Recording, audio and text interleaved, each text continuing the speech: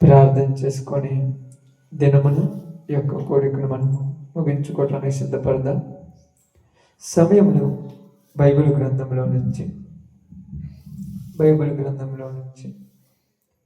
లూకా సువార్త 8వ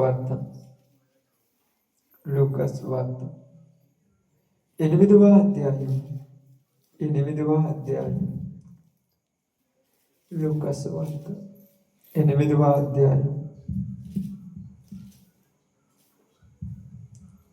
23వ వచనాన్ని నిదానముగా చదువుదాం.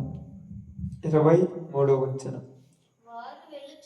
వారు వెళ్ళుచుండగా ఆయన నిద్రించెను. అంతలో గాలివాన సరస్సు మీదికి వచ్చి దోణి నీళ్లతో నిండినందున వారు అపాయకరమైన స్థితిలో ఉండిరి. చాలు. దేవుడి వాక్య భాగం మన మధ్యలో ఆశీర్వదించును కాక. ఆమె కుడి వచ్చిన ప్రభునామంలో శుభాలు వందనాలు తెలియజేయుచున్నాను. బైబిల్ గ్రంథంలో ఉన్నటువంటి ఈ సందర్భంలో మనం చాలా జాగ్రత్తగా ఆలోచించవలసినటువంటి ఒక అవకాశం మనకు కనిపిస్తూ ఉన్నది.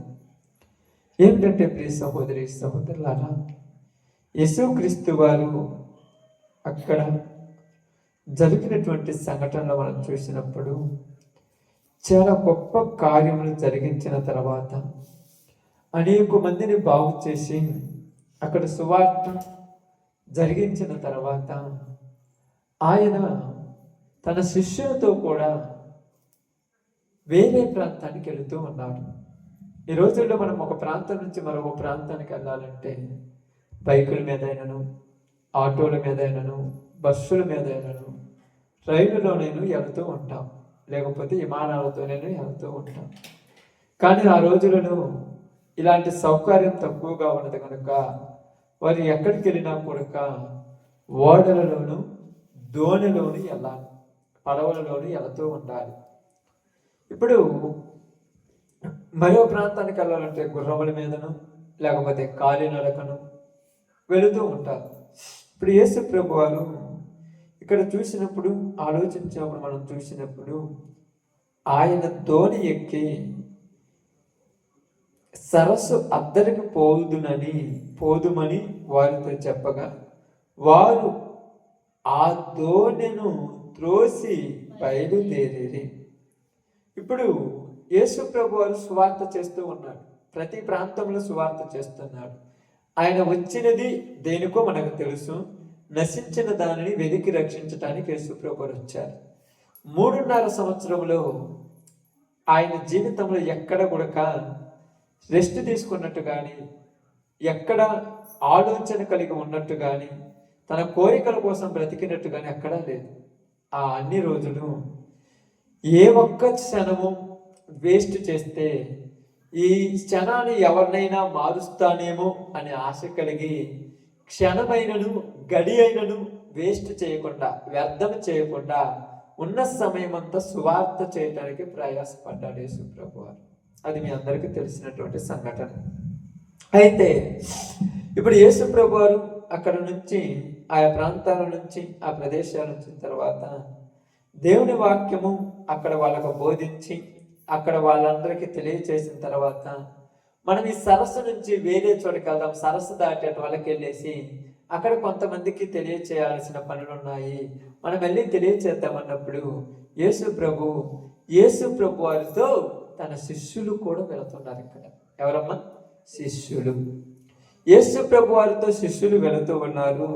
ఇప్పుడు యేసు ప్రభు వారు దోణి ఎక్కారు, శిష్యులు దోణి ఎక్కారు. దోణిలో నుంచి ప్రయాణం చేయుచుండగా ఇక్కడ బాగా గమనించి ఆలోచించండి.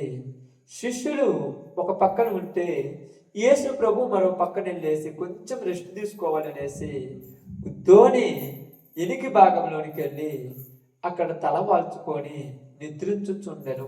అక్కడ అదే ఏం రాయబడింది? నిద్రించెను. అంటే వెళుతున్నటువంటి ప్రయాణంలో నిద్ర ఎంచడం అనేది మామూలే. ఇప్పుడు అప్పుడప్పుడు మనం ప్రార్థనకి వెళ్తున్నప్పుడు ఆటోలో ఏదైనా కొద్దిగా ఇబ్బంది అయినప్పుడు కొంచెం రెస్ట్ తీసుకుంటుంటాం. ఇంకా రెస్ట్ తీసుకుంటున్నప్పుడు ఏదైనా ఒకటి సడన్గా జరగగానే గట్టిగా కేకేయగానే ఉలిక్కి పళ్ళేస్తారు. ఏమైంది ఏమైంది ఏమైంది, ఏం లేదు ఏం లేదు అన్నట్టు. ఇక్కడ మనం అర్థం చేసుకోవాల్సిన పరిస్థితి ఏంటంటే, యేసు ప్రభు వారు కొంచెం నిద్రించుచున్నాడు, ధోనిని నడిపే వాళ్ళు నడుపుతున్నారు. కొంత దూరం వెళ్ళిన తర్వాత సముద్రం మీద గొప్ప తుఫాను, అక్కడ ఏం రాయబడింది? సముద్రం మీద గాలివాన. ఏమనంటామా? గాలివాన. పెద్ద గాలి వచ్చింది. ఆ గాలితో పాటు వాన కూడా వచ్చింది. ఈ గాలి వాన వచ్చినప్పుడు ధోనిలో ఉన్నటువంటి వాళ్ళు ఎవరు? శిష్యులు. మీరు బాగా వినాలి. ధోనిలో ఉన్న వాళ్ళు ఎవరమ్మా? శిష్యులు. ఇప్పుడు శిష్యులు అంటే ఎవరు? ఎవరు అంటే ఎవరంటే మీకు అర్థం కావటానికి వాళ్ళ పేర్లు మీకు తెలుసు కదా. ఏం పేర్లమ్మా? పేతురు, యోహాను, యాకోబు, ఆంద్రేయ, ఇలాంటివి ఉన్నాయి. వాళ్ళు 11-12 మంది పేర్లు ఉన్నాయి. ఇప్పుడు యేసు ప్రభు ఇక్కడ వెళ్తున్నాడంటే, ఇప్పుడు యేసు ప్రభు వారితో కూడా ఎవరు ఉంటారు ఇక్కడ? పేతురు ఉంటాడు, యోహాను ఉంటాడు, యాకోబు ఉంటాడు, ఆంద్రేయ ఉంటాడు. వీళ్ళందరూ ఉన్నారు యేసు ప్రభు వారితో. ఇప్పుడు వీళ్ళు ఎవరంటే మనుషులని కాదు. వీళ్ళు ఎవరు అసలు? వీళ్ళ పని ఏంది? యేసు ప్రభు దగ్గరికి రాకముందే వీళ్ళ పని ఏంది? అది ఇక్కడ మనకు కావాల్సింది. చేపలు పట్టడం. చేపలు ఎక్కడ పడతారమ్మా? సముద్రంలో. బాగా చేపలు ఎక్కడ పడతారు? సముద్రంలో. సముద్రంలో ఎలా పడతారు? వలవేసి. అంటే వలవేసి అంటే సముద్రం మీద నడిచి పడతారా? ఎలాంటి పడవల మీద ఎక్కి లోపల పోయి అక్కడికి వెళ్ళేసి రాత్రింబగుళ్ళు అక్కడ ఉండేస్తూ వలలేసి పడుతుంటారు. అప్పుడు వాళ్ళు సముద్రం మీదకి వెళ్ళినప్పుడు సముద్రంలో తుఫాన్లు వస్తుంటాయి. అప్పుడప్పుడు సముద్రంలో అలలు వస్తుంటాయి, తుఫాన్లు వస్తుంటాయి, గాలివాన వస్తుంటది. అప్పుడు వాళ్ళు వేటకి వెళ్ళి ఉన్న వాళ్ళు గాలి, తుఫాన్, అలలు వచ్చినప్పుడు వాటన్నిటిని తట్టుకొని నిలబడ్డోండి. బాగినండి. వాటన్నిటిని తట్టుకొని నిలబడ్డోండి. కానీ ఇది అలవాటు లేని వాళ్ళు కాదు. మళ్ళా ఏంటిది? ఈ గాలి వాన అనేది సముద్రం మీద ఇలాంటి జరగటం అనేది అలవాటు లేని వాళ్ళు, అలవాటు ఉన్న వాళ్ళ? అలవాటు ఉన్నవాళ్ళు. ఇప్పుడు ఈ లెక్కింది ఏ సరస్సు అక్కడ రాబడి చూడండి. మరొకరు శిష్యులతో కూడా ఒక ధోని ఎక్కి సరస్సు అద్దరికి పోవుదునని చెప్పగా. ఏ సరస్సు అది? గన్నేసర సరస్సు అంటారు. గలిలయ దేశంకి ఎదురుగా ఉన్నటువంటి ఆ సరస్సు అనేటువంటిది. ఈ సరస్సు దగ్గర ఏం చేస్తుంటారంటే, ఎప్పుడు ఆ సరస్సులో చేపలు పట్టేది. ఇప్పుడు మనకు చేపలు పట్టాలంటే మనకేముంది దగ్గర? ముసి ఉంది. ఈ ముసి వాగులో పడుతుంటాం ఎక్కువ. ఈ ముసి అలవాటు లేని వాళ్ళు ఎవరైనా ఉంటారు పెద్దవాళ్ళు, మన వాళ్ళు. వాళ్ళందరూ తెలుసు ఎక్కడ లోతుంది, ఎక్కడ తక్కువ ఉంది, ఎక్కడ ఎక్కువ ఉంది, మొత్తం మనకు తెలుసు. తెలియదేం లేదుగా. ఇదిగో ఎక్కడ ఉంది, ఇక్కడ ఉంది అని. ఇప్పుడు ఇక్కడ మన వాళ్ళు ఉంటారు, కొంతమంది చాలా ఉంటారు, చేపలు పట్టే వాళ్ళు ఉంటారు.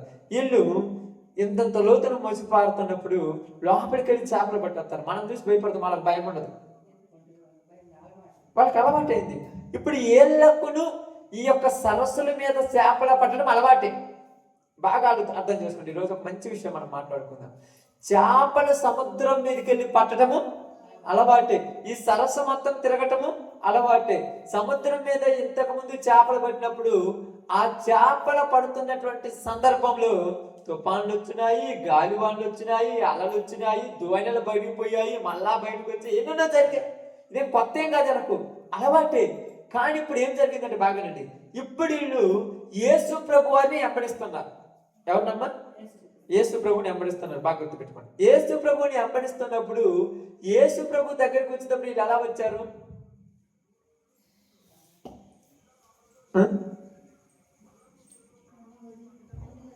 ఏదమ్మా?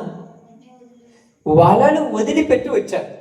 బాగానండి. వలలు వదిలిపెట్టి వచ్చారు. వదిలిపెట్టి వచ్చింది వలలు, వాళ్ళ వృత్తి, వాళ్ళ పద్ధతులు వదిలిపెట్టి వచ్చారు. కానీ వాళ్ళకున్న అలవాటు ఏమన్నా తప్పిపోద్దా? ఇప్పుడు మీరు ప్రార్థనకు వస్తున్నారు కదమ్మా.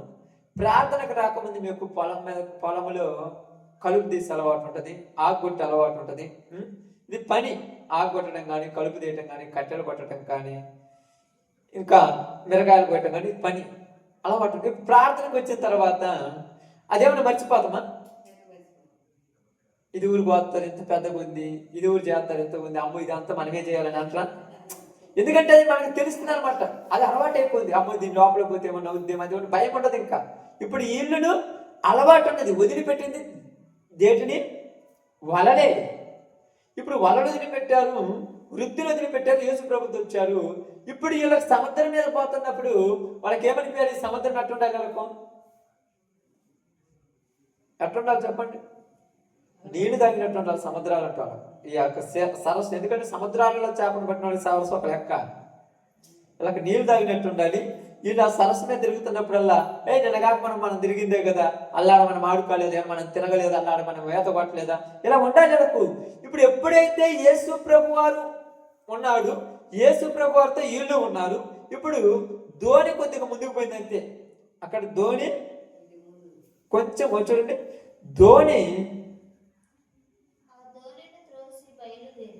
ధోనిని త్రోశారు, ఎమ్మటే బయలుదేరారు. తోసినట్టు ఎంత దూరం తోస్తుంటారు వాళ్ళు? మన నడుముల వైపు తోస్తుంటారు. తర్వాత వాళ్ళు దాని మీదకి ఎక్కి దానికి తెడ్లేసి ముందుకు నడిపేస్తారు. ఇప్పుడు ఎక్కువ లోతు కూడా పోలేదు. ఒక మనిషి లోతు లేకపోతే గట్టిగా చెప్పాలంటే ఒక 4 బార్లు 5 బార్లలో 10 మూరల లోతు పోయి ఉంటారు. ఎక్కువ లోతు కూడా పోలేదు. కొంచెం లోతులో పోయిన తర్వాత సముద్రం మీద ఆ సరస్సు మీద గాలివాన వచ్చింది. గాలివాన ఏమైనా కొత్త అలవాటే కదా, మీకు బాగా అర్థం చేసుకోండి. గాలివాన ఏమైనా కొత్త ఎలకు కొత్త కదా అలవాటు. అప్పుడప్పుడు మీకు ఎండలలో తిరుగుతుంటారు కొంతమంది. ఇప్పుడు అన్నోళ్ళన్నా ఇప్పుడు టౌన్ ప్రాంతంలో ఏసీ రూమ్లలో ఉండొచ్చు ఉంటారు చూడు, వాళ్ళు మీతోటి ఆ పొలంలో కొద్దిగా కళ్ళు తిరిగి పడిపోతారు. అవునా కదా? వాళ్ళు ఉన్నారు, మనం పోయి మీరు ఉండమంటే మీకేంటంటే మాకు ఇట్లాంటి అలవాటు అంట. కాళ్ళకు చెప్పులు లేకుండా నడవటం ఏం అలవాటే, ఆ మొల కంపలలో నడవడం అలవాటే. కాబట్టి ఇక్కడ బాగా గమనించి ఆలోచించండి, ఈ గాలివాన అనేది అలా కొత్త కాదు. ఇంతకుముందు ఇంకా ఎక్కువ గాలివానలు వచ్చింది, ఇప్పుడు చిన్న గాలివాన వచ్చాము. గాలివానవి కొత్త కాదు. ఇప్పుడు ఏం జరిగిందంటే యేసు ప్రభువులోకి వచ్చినాక, యేసు ప్రభువుతో తిరుగుతున్న తర్వాత వీళ్ళు ఏమైపోయారంటే చాలా బాగానండి, చాలా ప్రశాంతంగా జీవిస్తున్నారు. ఏ ప్రశాంతత?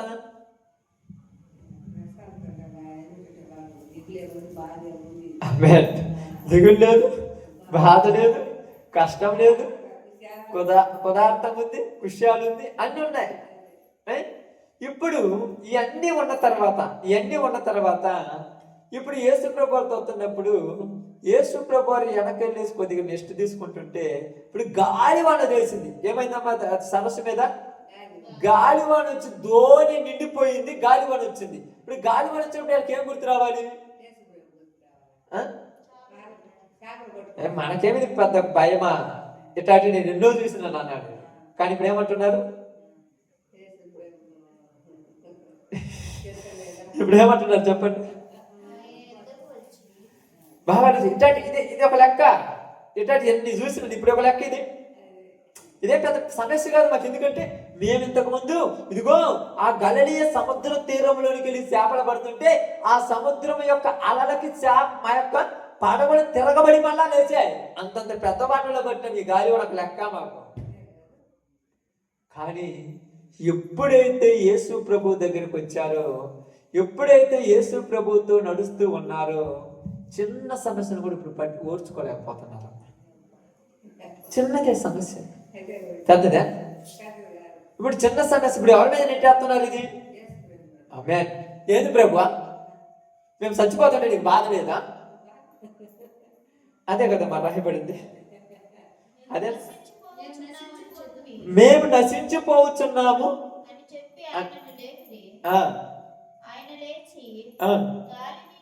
చూడండి మార్క్స్ వార్తలు అనుకుంటాను ఒకసారి, ఇది ఇక్కడే ఉంచండి. మార్క్స్ వార్త 4వ అధ్యాయంలో కానీ అక్కడ రాయబడిన మాట ఒకటి చూద్దాం. 4వ అధ్యాయంలో అనుకుంటాను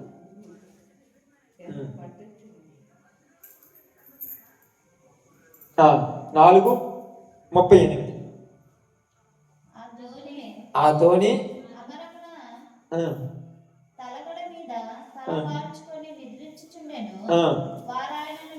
వారాయనను లేపి, బోధకుడా మేము నశించిపోవచ్చున్నాము, నీకు చింతలేదా? నీకు అసలు చింత లేదా? నీకు అసలు బాధ లేదా? నేను నశించిపోతాను అంటే ఇప్పుడు కొత్తగా వీళ్ళేమైనా గాలి వానికి వచ్చిరా? ఇప్పుడే గాలి వాని చూస్తారక్క? ఫస్ట్ నుంచి ఉన్నది కదా, ఇప్పుడు కొత్తగా కాదు కదా. ఇప్పుడు వీళ్ళు ఏమనుకున్నారు? యేసు ప్రభుతో గాలి వాని రాకూడదు అనుకుంటున్నారు. నువ్వు యేసు ప్రభుతో ఉన్నంత మాత్రం నీ జీవితంలో బాగుంటుంది, కానీ ఆ సముద్రం మీద మాత్రం గాలి వాని రావాల్సింది. నీ జీవితము పాపం విడిచిపెట్టి మంచి కొత్తం అంతే. ఆ గాలి వాడిని ఆగాల్సిన అవసరం ఉందా? ఇప్పుడు చూడండి, చాలా మంది కుటుంబాల దగ్గర కూడా వెళ్దాం. మనం యేసు ప్రభువులోనికి రాకముందు మన పరిస్థితులు అట్టాటియే. అప్పుడు బాధలు, అప్పుడు సమస్యలు, అప్పుడు ఇబ్బందులు. ఒక్కోసారి ఇంట్లో జరుగుతున్న సిచ్యువేషన్ ఒక బోధన కూడా 3-4 రోజులు 11 రోజులు ఉంటాయి. ఒక్కోసారి ఆ యొక్క ఇబ్బందుల వల్ల, ఆ సమస్యల వల్ల ఎందుకు పుట్టానురా, ఎందుకు బతుకుతున్నారా, ఏందిరా నాకు ఈ కష్టాలు, ఏందిరా ఎప్పుడు చచ్చిపోతే బాగుండని అనిపించదు. ఇప్పుడు యేసు ప్రభువులోకి వచ్చిన తర్వాత చిన్నది జరగగానే నాకే జరుగుతుంది. ఇంతకుముందు ఏం అలవాట్లేవి? బాగా అర్థం చేసుకోండి. ఇంతకుముందు ఇలా గాలివాన అలవాట్లేదా? అసలు గాలివాన ఇప్పుడు చూడలేదు ఇల్లు. ఇప్పుడు మనం అన్నట్టుగా ఒక పూట పోలేకపోతే ఆకలితో చచ్చిపోతున్నాం ప్రభువా, అసలు మేము ఆకలితో చచ్చిపోతుంటే నీకు చింత లేదా అంటే ఇంతకుముందు ఎప్పుడు పత్తులేవా?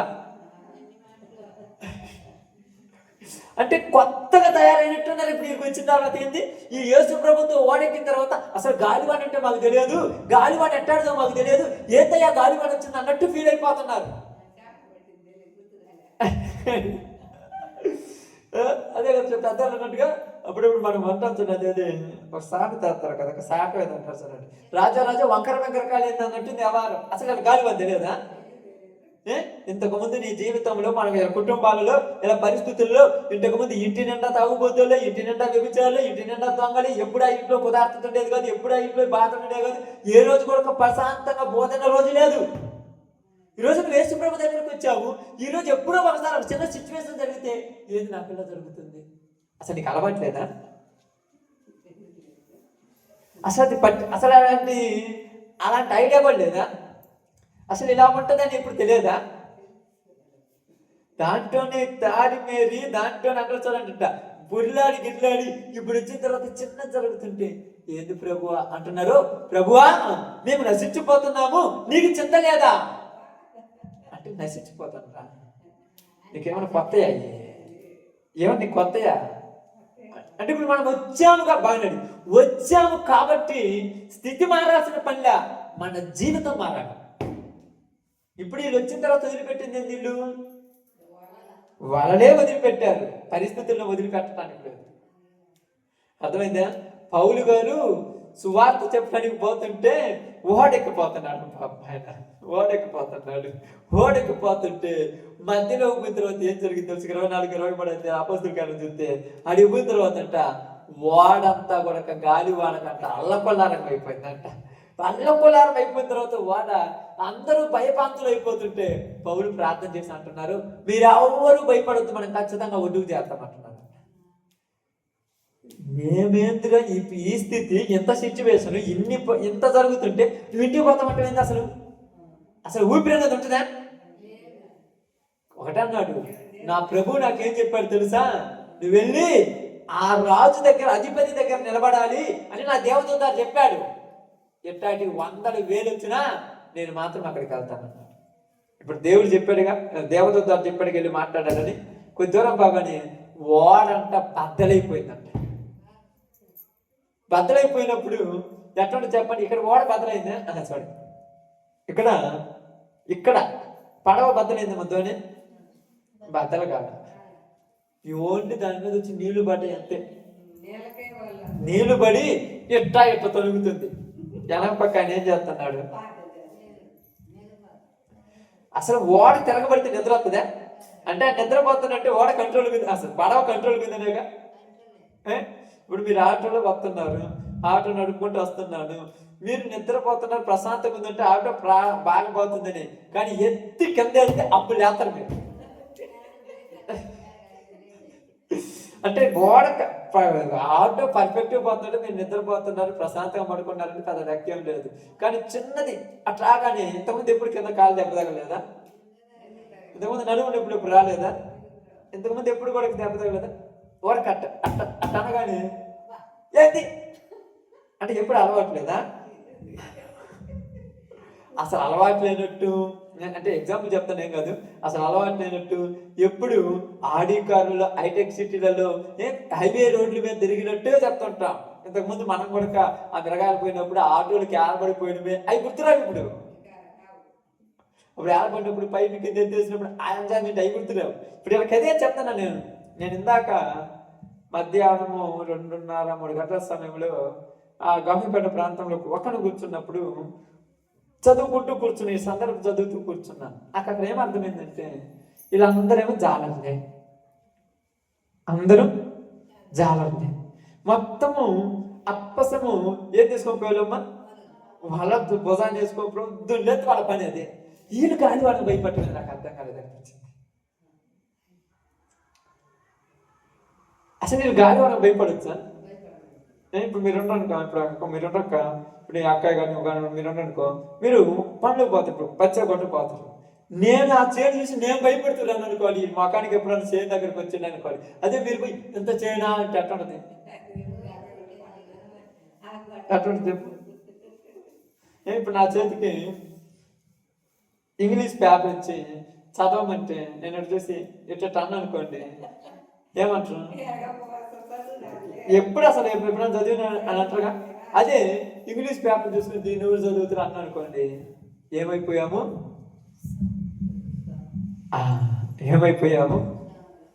అదేదో ఎరగనట్టు, అది రానట్టు, ఆ ముఖం బెల్లంపులు ఎత్తినప్పుడు ఏమంటారంటే ఏదో కొత్తగా చూస్తున్నావు ఏంది యేసుప్రభు అంటున్నారు, రే మీకు అసలు అలవాట్లేదప్ప గాలివాన, ఎప్పుడు చూడలేదా? అప్పుడప్పుడు ఒకసారి, ఇప్పుడు ఏం లేదు, మీరు ఇళ్ళలో కూకుంటారు కదమ్మా, ఏమనుకో ఇళ్ళలో కూర్చున్నప్పుడు ప్రశాంతంగా ఉన్నప్పుడు ఇటుపక్క ఒక మెరుపు ఇటుపక్క ఒక మెరుపు వచ్చి అల్లగా వచ్చినప్పుడు ఆ వణుకు ఎవరు బతుకుతారు రా చెప్తున్నా. ఆ వణుకు ఏమంటే ఎవరు బతుకుతారు అనిపిస్తుంది. అదే టైం బాగా, ఇదే టైంలో మీరు ఒక మూట నారు తీసుకొని అక్కడ పోయి నారుతున్నప్పుడు వాన పడుతుంటే అప్పుడు వణుకు ఎవరు బతుకుతారు అట్లా ఎంత ఏమంటాము? తడితే ఏమన్నా అత్తమా? అప్పుడు భయం లేదు, మరి ఇప్పుడు ఎందుకు భయం?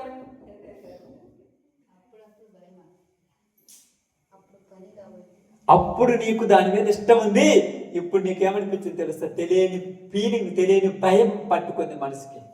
శిష్యులకి ఒక భయం పట్టుకుంది, చచ్చిపోతామేమో. ఎంతమంది చేపలు పట్టకపోయినప్పుడు అలలు వస్తున్నారంటే ఇట్లాంటి 100 చూసినప్పుడే పెద్ద పెద్ద తుఫాన్లు ఎరిగించడం ఒక లెక్క. ఎంత భయం లేకుండా ఎంత పద్ధతి కొన్నాడు. గాలివాన వద్దే యేసు ప్రభు దగ్గర పోయి, ప్రభువా మేము నశించిపోతున్నాము, నీకు చింత లేదా అంటే, యేసు ప్రభు వారు మీ దగ్గర ఉంటే మీ జీవితాల్లో కష్టాలు రాకూడదా? అసలు సమస్యలు రాకూడదా?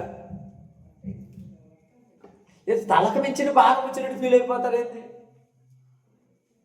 తలకు మించిన భాగం అనేటప్పుడు ఇప్పుడు నిజంగా మీరు అనుకోవచ్చు, మీరు అందరూ ఏమన్నా అనుకోండి, మేము సువార్తకి వెళ్ళి వస్తున్నప్పుడు ఒకసారి 11 అవ్వచ్చు, 12 కావచ్చు, 1 కావచ్చు, రావచ్చు. మీరేమనుకుంటారంటే, అబ్బా పాస్టర్ గారు చాలా ప్రయాసపడుతున్నారు, దేవుని సేవ రోజు పోయి సువార్త చేసి వస్తున్నారు. నాకేమనిపిస్తుందంటే, నేను చదువుకునేటప్పుడు రోజు 11 దాకా మేలుకుంటాను, మన పొద్దున్న 4 గంటలకు లేస్తున్నాయి. మరి ఇదే కొత్తగా ఉన్నట్టుంది. నాకెందుకు ఈ కష్టపడినట్టుంది చదువుకుంటుంది అట్లేలా? అట్నే లేకుండా ఇంత చదువు అనుకున్నావా? 11-10 దాకా మెలుకులతో ఉండి చదువుకునేది, మళ్ళీ పొద్దున్నే 5 గంటలకు లేపేది, 4ంటికి 5ంటికి లేపుతున్నాడు వాటినొస్తాడు. లేకపోతే కాలుతోనే దన్నేది. నేను చూస్తున్నా కదా, నేను చెప్తాను, నేను చదివిన కాడు ఉన్నా కదా, లేకపోతే కాలుతో పట్ట తంతాడు. మళ్ళా టొచ్చిలో పడుకుంటే జగ్గుతో నీళ్ళు తెచ్చి మొఖానికి పోతుంది. మరి అంతే, తప్పదు, చదువు అట్టుంది అంటే చెప్తున్నాను. అది అలవాటు, అప్పుడు అలవాటు అయింది కాబట్టి అప్పుడు అదేదో అనుకుంటే ఇప్పుడు సుఖపడదాం అనుకుంటే మనిషి జీవితానికి సుఖం అనేది లోకంలో ఉండదు. అది గుర్తుపెట్టుకోండి. మొదట క్రైస్తవులుగా మారిన తర్వాత, ఏదో ప్రార్థనకు వచ్చిన తర్వాత ఏ బాధలు మా కుటుంబంలో ఉండకూడదు, ఏ సమస్యలు మాకు ఉండకూడదు, ఏ ఇబ్బందులు మాకు ఉండకూడదు. ఈ బాధల వల్లే సగం తలకాయ నొప్పి వచ్చి నేను ప్రార్థనకేమో అనుకున్నానంటే నీకేం అలవట్లేదా? ఇంతకుముందు ఇలాంటి బాధలు ఉన్నాయి కదా కుటుంబంలో. ఇంతకుముందు ఈ కుటుంబంలో జోదగాళ్ళు ఉన్నారు, ఇంతకుముందు ఆ కుటుంబంలో త్రాగు వాళ్ళు ఉన్నారు, ఇంతకుముందు ఆ కుటుంబంలో తిరిగే వాళ్ళు ఉంటారు. నేను రాలేదు. అప్పుడేమన్నా పని మానుకున్నావు, ఈ తలకాయ పనికేం పోవాలి, నేను ఇంట్లోనే ఉంటానని మానుకున్నాము. ఆయన ఆ మనిషి, ఆ ఇంట్లో ఉన్న వ్యక్తి తాగుతున్నాడని నేను కూడా పనికి పోకుండా ఇద్దరి మీద తినాలి. కనీసం వాళ్ళు తాగినా నేనైనా జీవితాన్ని సాగించుకోవాలి అంటే ఒక పంతం, ఒక పట్టుదల జీవితాన్ని ఎలా నిలబెట్టిందో ఈరోజు యేసు ప్రభు వారు కూడా ఏం చెప్తున్నారంటే, ఇక్కడ మీకు అలవాటు లేని పనిలాగా ఫీల్ అయిపోవద్దు. ఇది మీకేం అలవాటు కానట్టు ఫీల్ అయిపోవద్దు. ఈరోజు ఉదాహరణకు మా అమ్మాయి అనుకోండి, వచ్చిన తర్వాత ఈ తాగుబోతులు చూడని అనుకోండి, నాకు నవ్వుతుంది. అన్నాను తాగలేదు చిన్నప్పుడు అంతా. తాగి ఆడపడ్డాడు అన్నానికి తెలియదా? అసలు ఇంటికి వచ్చేటప్పుడు ఎట్టొత్తడో కూడా ఆ అమ్మాయికి తెలియదు. ఎట్టొస్తాడు నాకు మా బాబు కూడా చెప్తాను, ఎట్టొస్తాడు తెలియదు. ఏ చేత ఏం పట్టుకుని వస్తాడు, ఏ ఎరకాడ వస్తాడు, ఏడ పట్టుకుంటాడు, ఏడ బుల్లాడుతాడో కూడా తెలియదు. ఈరోజు కొత్తగా చూసి ఏం తిట్టుందంటే ఎట్టుంది, ఎట్టకారం పడుతుంది. రోజు ఇంట్లో గోడ ఏంటంటే ఎట్టకారం ఉంటుంది, ఇంట్లో గోడ ఎన్ని రోజు ఉంది. చిన్నప్పుడు మేము ఏ రోజు కూడా కుదార్థంగా నిద్రపోయింది లేదు. ఎప్పుడైనా 4 రోజులు పక్కన వెళ్ళకపోతే బాగుండి అనుకునే రోజులు. అంటే ఇప్పుడేమైనా కొత్త అనిపించిందా? దేవుడిని అనిపించినాక మారాల్సింది ఏంటి? నీ బ్రతికే, నీ ప్రవర్తన, నీ జీవితం. మరి పరిస్థితులు అంటే పరిస్థితులు మారవు. పరిస్థితులు మారితే ప్రపంచం మారినట్టే. అందుకేమన్నాడు, ఇదిగో బైబిల్ గ్రంథంలో రాయబడింది, ఇదిగో కొత్త భూమి కొత్త ఆకాశము నేను నియమించబోతున్నాను. అక్కడ ఏమన్నదంట? ఆకలైనను దప్పికైనను, చెప్పండి ఇంకా, ఏడుపైనను దుఃఖమైనను బాధలైనను దిగులైనను ఇవి ఉండవు. అక్కడ ఎల్లప్పుడూ సంతోషము ఆనందమే. ఆ రాజ్యం వద్దే ఈ బాధలు ఉండవు మనకు. ఇప్పుడు అది రాజ్యం కాదు కదమ్మా, ఇప్పుడు అదే రాజ్యమా? ఇదే రాజ్యం. మరి మనం ప్రభువులో ఉన్నాం కదా, మనం యేసు ప్రభువులో ఉన్నాం కదా, మన రాజ్యం ఇదేనా? ఈ లోకములో కొద్ది కాలం మీకేం జరుగునంట? బైబిల్ గ్రంథం ప్రకటన గ్రంథం ఎందుకు రాదు? 10 దినములు శ్రమ కలుగును. ఈరోజు అనుకోవచ్చు, చాలా మంది అనుకోవచ్చు, నిజంగా నేను యేసు ప్రభువులోకి వచ్చిన తర్వాత నేను చెప్తున్నా చూడండి, ఎవరికి ఉండవలసిన శోధన వాళ్ళకు ఉన్నది. ఇప్పుడు మీకున్న శోధన, మీకున్న శోధన, మీకున్న శోధన, మీకున్న శోధన, ఎవరి శోధన వాళ్ళకున్నది? నాకుండవలసిన శోధన నాకున్నది. శోధన లేనివాడు లేడు, శోధనని జయించువాడు. అది బైబిల్ అట్లా రాయబడింది. శోధనను జయించువాడు ధన్యుడు, వాడు ఏంది? శోధనకు నిలిచిన వాడై దేవుడిచ్చు జీవ కిరీటమును పొందుకొనును. ఆమేన్. యాకోబు రాసిన పత్రికలో రాయబడింది అన్నమాట. శోధన. వీళ్ళకి ఇప్పుడు ఏమనుకుంటున్నారంటే వచ్చి, ప్రభువా ఏందన్నారంటే అక్కడ రాయబడింది. ఆ మాట చదువు ఒకసారి, చాలా బాగుంది ఆ మాట చదివినప్పుడు. నేను కంటున్నర కూర్చొని ఆలోచించిన ఆ మాట గురించి. చదవండి ఒకసారి. 8:23. వారు వెలుచుండగా ఆయన నిద్రించెను. అంతలో గాలివాన సరస్సు మీదికి వచ్చి ధోని నీళ్లతో నిండినందున వారు అపాయకరమైన స్థితిలో ఉండిరి. ఏ స్థితి అంట? ఎలాంటి పరిస్థితులకు వెళ్ళిపోయారంట? అపాయకరమైన పరిస్థితులకి. అంటే ఎప్పుడు లేదు వాళ్ళకి. అసలు దీన్ని ఏమన్నారు మనము? ఎప్పుడు ఎరగనట్టుగా, ఎప్పుడు తెలియనట్టు. ఏంది ఇదిరా అసలు తెలియదా? వాళ్ళ బతుకే అది అయిపోతుంది, వాళ్ళ జీవితం అది కదా. వాళ్ళకేంది అలవాటు తెలియకపోవటం ఏంది, గాలి మంది తెలియకపోవటం ఏంది, అటువంటి గాలి మంది తెలియకపోవటము.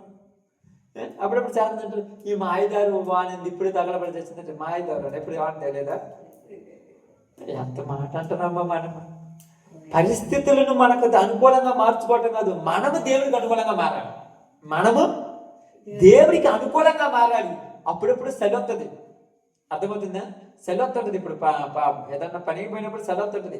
సెలవు ఇచ్చినప్పుడు సెవలో గుడ్డ కట్టుకొని పని చేసుకుంటాం. అలాగే దేవుని పనిలో ఉంటున్నప్పుడు సెలవుతుంటుంది, కొత్తగా ఉండకూడదు. అదే జరిగించుకొని పనిపోవాలి అంతే. చలి ఉందిలే, వాన వస్తుందిలే, మబ్బులు వేసిందిలే, ఈరోజు అమాసలే, తర్వాత చూద్దాంలే, ఎన్ని ఆగవు ఇక్కడ. నీవు పరిస్థితులను బట్టి ప్రార్థన చేయకూడదు, ప్రార్థన బట్టి పరిస్థితులు మారిపోతాయి. నువ్వు ప్రార్థన చేస్తే పరిస్థితులన్నీ ఒక రకం ఇంకొక రకం అయిపోతాయి. ఇక్కడ అదే అపోస్తులైనటువంటి పేతురు, యోహాను, యాకోబు, ఆంద్రేయ, ఫిలిప్పు వీళ్ళందరూ కూడా బెస్తా వాళ్ళు, అంటే జాలని వాళ్ళు, చేపలు పట్టే వాళ్ళకు ఆ గాలివాడు అంటే భయం ఉండొచ్చా? మరి ఇలా భయం ఉందంటే అర్థమైంది. యేసు ప్రభు దగ్గర పోయి, యేసు ప్రభు గాలివాడు అంటే మాకు భయమై అన్నట్టుంటే ఆయన అనాలి, మాకు లేసి వరే మీరు యాడ్ నుంచి వచ్చారో నాకు తెలియదు అని అంటాడు. ఎట్టడం అసలు మీరు యాడ్ నుంచి వచ్చారు, అసలు మిమ్మల్ని పిలిచింది ఎక్కడ, నేను ఏం చేస్తుంటే పిలిచాడు ఆయన? చేపలు పడుతున్నాడు పిలిచింది అంటే. చేపలు పట్టినప్పుడు మీరు నిమ్మలంగా పోయి ఏ గాలి వాడినప్పుడు చేపలు పట్టుకొని వచ్చారా? ఒక్కోసారి సముద్రంలోనూ పోతే గాలి వాడు వచ్చి ఏ మూలం పడిపోతారో మీకు కూడా తెలియదు. అప్పుడప్పుడు చూస్తుంటారు కదా, శ్రీకాకుళంకి వెళ్ళి కానీ, విశాఖపట్నంకి వెళ్ళి కానీ, ఈ కొత్తపట్నం ఏరియాలలో కానీ, తమిళనాడు ఏరియాలో కానీ ఏం చేస్తారు తెలుసా? కొంతమంది అడవికి వేటకి వెళ్ళి గల్లత్తయ్యారు, ప్రాణాలతో ఇంకా తిరిగి వస్తారో లేదు, ఒక్కొక్కరి కోసము వారం నుంచి 2 వారాల నుంచి ఎదురు చూస్తామంటే తర్వాత 10-15 రోజుల తర్వాత ఈత కొట్టుకొని ఒకడు వచ్చింటే, ఇదిగో వీడు ఈత కొట్టుకొని బయటకు వచ్చాడు. అన్ని రోజులు ఉంటారంటే వాళ్ళకి అలవాటు. అది మనకు అలవాటు లేదు, గట్టిగా ఏం లేదు. సముద్రం దగ్గరికి వెళ్ళారు కదా మీరు, మనం వెళ్ళాం కదా, ఆ సముద్రం దగ్గర నిలబడ్డప్పుడు గట్టిగా ఒక అల పై నుంచి గొర్రనొస్తుంటే గుండెల దగ్గర ఎనుకుపోతుంది. అమ్మా మునిగిపోతే, లేదంటే అలాంటి లాకపోతుందంటే అనుకో, అంటే ఎందుకంటే మనకు అలవాట్లేదు. అది వాళ్ళకి పోయి చెబితే వాళ్ళకి చూస్తే ఏమంటారు, ఏంటి వాళ్ళు అట్లా నడిచిపోతారు, ఆడి ఇంకోటి చూడు, అక్కడ లోపల పోతే ఇంత తలకాయలు కనపడతాయి, లోపల ఎక్కడో. అయ్యా మీకు భయం లేదంటే మా పని, మేమెందుకు భయపడాలి? ఈరోజు మనకు చెప్తుంది చూడండి, పరిస్థితులకు నువ్వు భయపడి ఇనికిపోతే పని చేయలేవు. ఈ పరిస్థితులు నీకేమై ఉన్నాయి? అలవాటు అయిపోయినాయి. నువ్వు పని ఎందుకు చేయకూడదు? పరిస్థితులు ఏమైపోయినాయి? అలవాటు అయిపోయినాయి. అప్పుడు పత్తులు ఉండటము, ప్రశాంతత లేకుండా ఉండటము, అప్పుడప్పుడు జీవితంలో కుదార్థత లేకుండా ఉండటం, అలవాటు పడిపోయి ఉంటాం మన జీవితంలో. మనం అనుకుంటాం నా జీవితంలో ఇంతవరకు నేను బాధలు పడలేదు. ఊరు చెప్పారు, పడనోడు ఎవరన్నా ఉన్నారు? ప్రతి వాళ్ళకు వచ్చే బాధలు, ప్రతి వాళ్ళకు ఉండే సమస్యలు, ప్రతి వాళ్ళకు ఉండే కన్నీళ్ళు ఏం కొత్తగా మనమేమి లోకంలోనికి రాలేదు. ప్రతి వారికి వచ్చేది ఏదో ఒక రూపాన. ఇప్పుడు కుటుంబం రూపాన అయితే కుటుంబం రూపాన, బంధువుల రూపాన బంధువుల రూపాన, పరిస్థితుల రూపాన అయితే పరిస్థితుల రూపాన, సమస్యల రూపాన ఏదో ఒక రూపాన వచ్చే. రాకుండా ఏమైనా ఉన్నాయా? రాకుండా ఏమి లేవు. అందుకని చాలాసార్లు నాకు కొంతమంది వచ్చినప్పుడు కొన్ని సలహాలు ఇచ్చి చెప్తాను, అమ్మా దేవుడు నీ జీవితంలో, బ్రదరు దేవుడు నీ జీవితంలో, లేకపోతే సహోదరుడా దేవుడు నీ జీవితంలో పరలోకాన్ని నీకు రెడీ చేస్తున్నాడు. నీవు చిన్న చిన్న ఏటను చూసి ఎనుక్కుపోయి పరలోకానికి పోగొట్టుకోవద్దని చెప్తాను. ఏదన్నా ప్రార్థనకు వస్తే ప్రశాంతంగా ఉంటుందంటే ఉండట్లేదంటే, ప్రార్థనకు వస్తే ప్రశాంతంగా ఉండాల్సింది నీ మనస్సు, నువ్వు కాదు. నీ మనస్సు ప్రశాంతంగా ఉండాలి. నీ మనస్సులో ప్రశాంతత కలిగిస్తాడు దేవుడు, నీ మనస్సులో నెమ్మదిని కలిగిస్తాడు. ఎందుకంటే యేసు ప్రభు వారు కూడా ఈ లోకంలోనికి వచ్చినప్పుడు ఏం రాయబడిందంటే, హెబ్రీయులకు రాసిన పత్రిక 4:15 అనుకుంటా. చూడండి ఒకసారి ప్రార్థన చేసుకుందాం. హెబ్రీయులకు రాసిన పత్రిక 4:15. హెబ్రీయులకు రాసిన పత్రిక 4:15. మన ప్రధాన యాజకుడు మన బలహీనతల యందు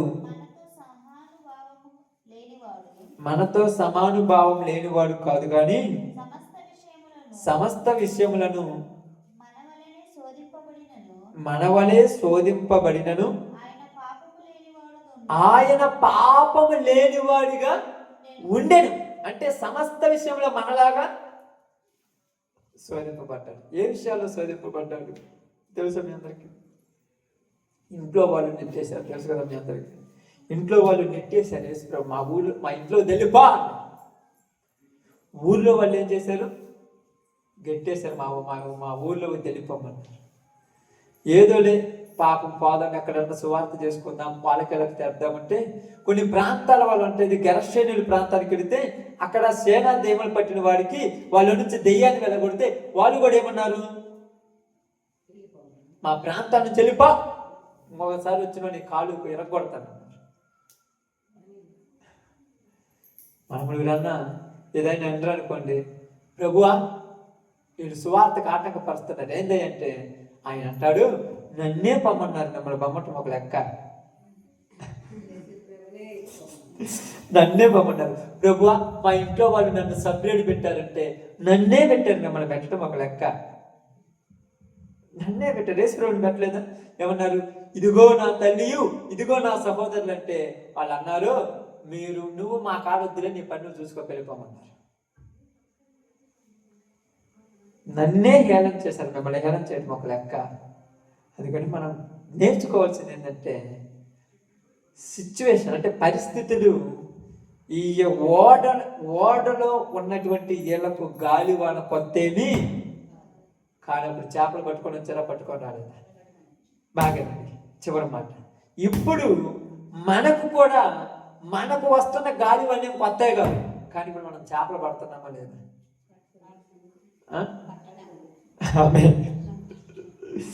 జీవనోపాధి కొరకైన ఆ చేపలు వాళ్ళు పట్టారు, తర్వాత ఆధ్యాత్మికమైన చేపలను పట్టడం మర్చిపోయారు. అందుకే పేతురు ఏమన్నారు? పేతురు, నీవు నీ వలను విడిచిపెట్టిరా, నేను నిన్ను మనుషులను పట్టు జాలరుగా చేస్తానన్నాడు. ఏ జాలరి?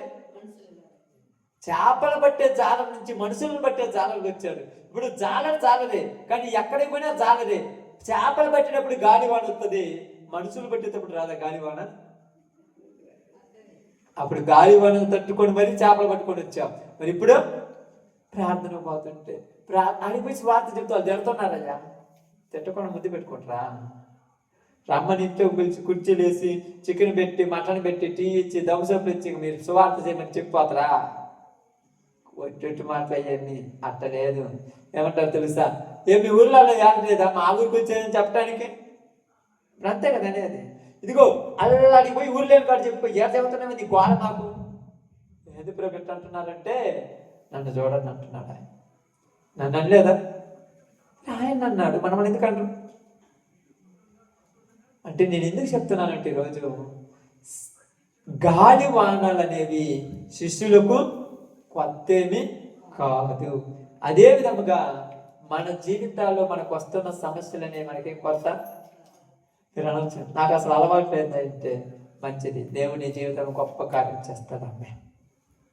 ఇది ఎప్పుడు నాకు ఎలాగనయ్యేట పరిస్థితి నాకు ఎప్పుడు తెలియదు, నేను ఎట్టయితే ఎప్పుడు చచ్చిపోయేవాడిని అనుకుంటున్నావు అంటే, కానీ దేవుడు నీకు గొప్ప కార్యం చేస్తాడు. ఎందుకంటే నీకు తెలియని పరీక్ష పెట్టిందంటే ఆయన అసలు గొప్పవాడు. తెలియని పరీక్ష పెడతాడు. ఎప్పుడైనా మీరు చూడండి, ఇప్పుడు ఎగ్జామ్స్ సిచ్యువేషన్ కదా, అంటే పరీక్షల సీజన్ కదా, పరీక్షల సీజన్లో చదువు చెప్పకుండా పరీక్షలు పెడతారు. చెప్పండి అమ్మా, ఎప్పుడైనా పెట్టారా? చదువు చెప్పకుండా సంవత్సరం మొత్తం చదువు చెప్పి చివరిలో పరీక్ష పెడతారు. అవునా కదా? మధ్యలో అప్పుడప్పుడు పెడుతుంటారు, చెప్పిన పాఠాల్లోని పరీక్ష పెడతారు, కానీ చెప్పండి పరీక్షలను పెడతారు. అలాగే యేసు ప్రభు మన జీవితంలో మనకు అనుభవమైన వాటిలోనే మనం పరీక్షిస్తారు, కొత్త పరీక్ష మనకేం పెట్టడు. అర్థమవుతుంది? కొత్త పెడతారా? శద్రకు మెషకు అబేద్నెగోలాగా మనల్ని అగ్నిగుండంలో దింపడం. అగ్నిగుండంలో దింపితే మనకు అప్పుడు అర్థమవుతుంది ఇది ఊరు భరిస్తారని. దానియేలులాగా సింహాల ముందు మనం నిలబెట్టడం. మన జీవితంలో దేవుళ్ళలోనికి రాకముందు మనం ఏటిని ఎదిరించామో దేవుళ్ళలోకి వచ్చినా కూడా అయ్యే పెడతారు మన కాడ, ఎదిరిస్తావా లేవని. కానీ అప్పుడు ఎదిరించాం, ఇప్పుడు ఏమంటున్నాం? ఈ ఎందుకు వస్తున్నాయి, ఈ బాధ ఏంది, ఈ తలకాయ నొప్పులు ఏంది అంటే నీ తలకాయ నొప్పి లేకుండా బతికావా జీవితం అంతా? ఎప్పుడు ఒక్కొక్కరికి ఏం జరుగుతుంది తెలుసా? ఎంతలావు ప్రతి వారికి ఎంతలావు జెండు బాబు చేస్తారంటే ప్రతి ఒక్కరికి. అర్థమవుతుందా? ప్రతి ఒక్కరి జీవితాలు ఇలాగనే ఉంటుంది. కాబట్టి ఈరోజు నీకు నాకు మనందరికీ దేవుడు తెలియజేస్తున్న మాట ఏంటంటే, గాలి వానను చూసి భయపడద్దు. వాళ్ళు భయపడక ఏం చేశారంట? అపాయకరమైన స్థితిలోనికి. అపాయకరమైన స్థితి అంటే తెలుసా? ఎప్పుడు ఎదగమన్నట్టుగా ఆశ్చర్యం, ఏందా ఇది నవ్వేస్తుంది అప్పుడప్పుడు.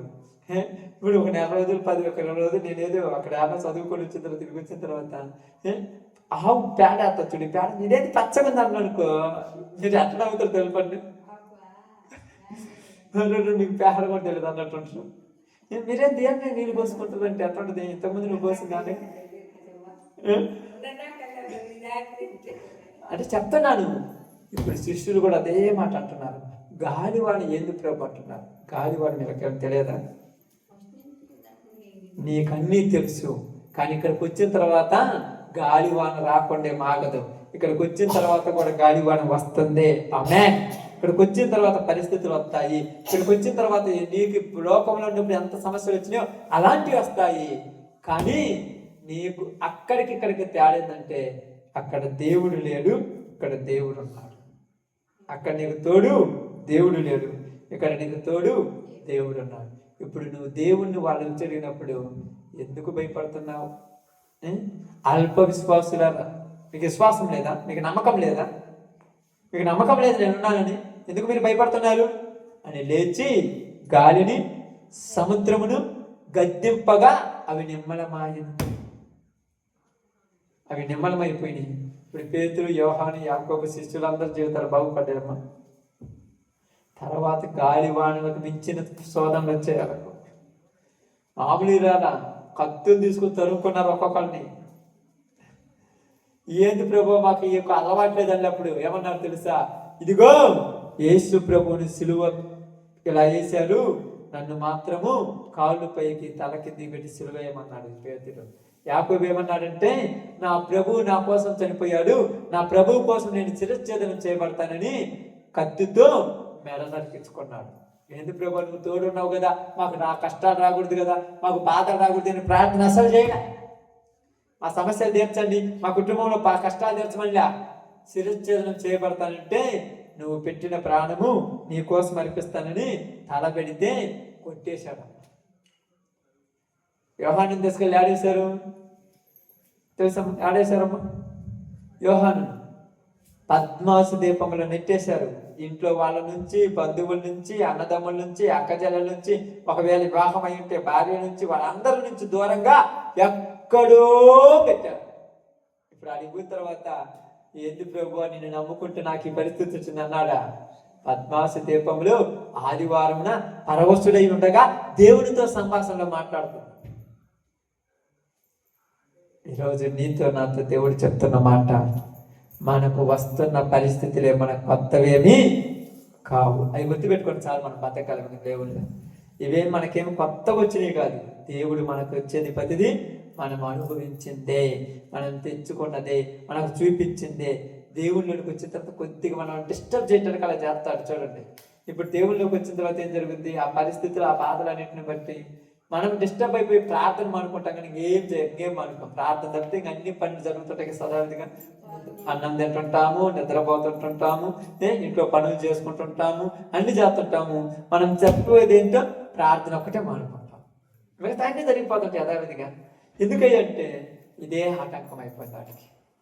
కాబట్టి ఈరోజు నీతో నాతో దేవుడు చెప్పిన మాట ఒకే ఒక మాట ఏంటంటే, పరిస్థితులు మనకేమీ కొత్త కాదు, కానీ పరిస్థితులు తట్టుకొని నిలబడాలంటే మనకేముండాలి?